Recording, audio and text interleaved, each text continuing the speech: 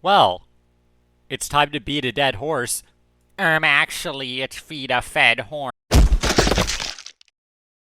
Beating a dead horse. Originally, I wasn't going to make this video because Secret of the Mimic really brought the canonicity of the books into question, but I kind of promised I would in the Ultra Kill video, and also this single piece of paper and a red fucking ball proves the books are canon, so... The new kid is about some boy named Kelsey, who's totally not Cassidy. One day, he shows up at some school and meets some other kids named Devin and Mick, and one day, they all decide to go to the abandoned Freddy Fazbear's, because... reasons. When going through the building, they find Golden Freddy or Fredbear, and which Devin then thinks it's a joyous idea to prank Kelsey by killing him in the suit. The next few days go by, and it turns out Devin felt really bad about murdering a child. So he goes back to apologize or something, and then he sees a kid with black curly hair. Not to be confused with the other kid with black curly hair, who's inside Golden Freddy, and then Golden Freddy kills Devin. It turns out this was Kelsey's plan all along, and he goes to a different school to do this whole thing all over again.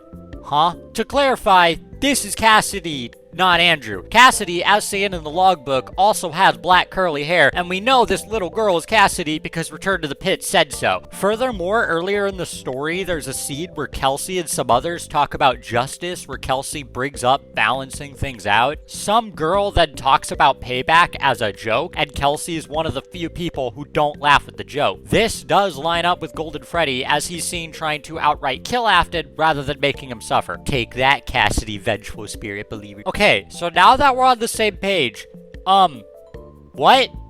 Hold on. So Golden Freddy shows up to some random school near Freddy's, then tries to convince some kids to go there, then hopes that they can kill her, in which then she can kill them. What kind of wacky-ass plan is that? What if there's, like, some kid that just didn't decide to go to Freddy's or just decided not to murder Goldie? Does Golden Freddy just go like, well, fine, I guess I won't kill you? It also feels a little counterintuitive to not like payback and then proceed to murder the kid that you lured them into having them murder you. Once again, in the previous Golden Freddy video, I think Scott just probably wanted to explain, like, why he doesn't show up in like Fnaf 1 ever, but then that's even funnier to think while all the other animatronics are like fighting Mike, like Golden Freddy is just at some school murdering kids. Does Golden Freddy even have some like parents? Like, don't you need to contact them to get into the school system? Like, imagine if a teacher was calling their parents and it was like, hello, sir. We would like to talk about your kid and the recent disappearance at Freddy Fazbear's Pizza. And the parent just goes like, my kid is dead. Now, I do have a possible theory as to why Cassidy does this. Because Cassidy is linked to BB as we see in the logbook, obviously BB died from prank gone wrong. And I know this sounds like a huge stretch,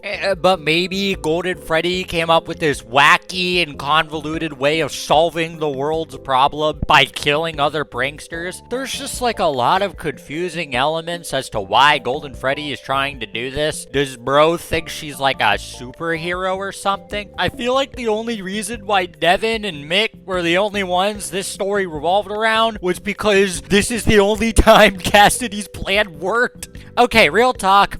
The story isn't bad, it's just confusing. Like, the horror itself is pretty cool, but when you think about it for like longer than 2 seconds, it becomes really confusing and really funny. Anyway, that's about all I wanted to say. While maybe not as funny as the previous Golden Freddy video, I really wanted to milk it. I mean, discuss more about her and also bring up how wacky her vigilante-ass stunt is. Like and subscribe or I'll be really sad. Not really, and I'll see you all next time.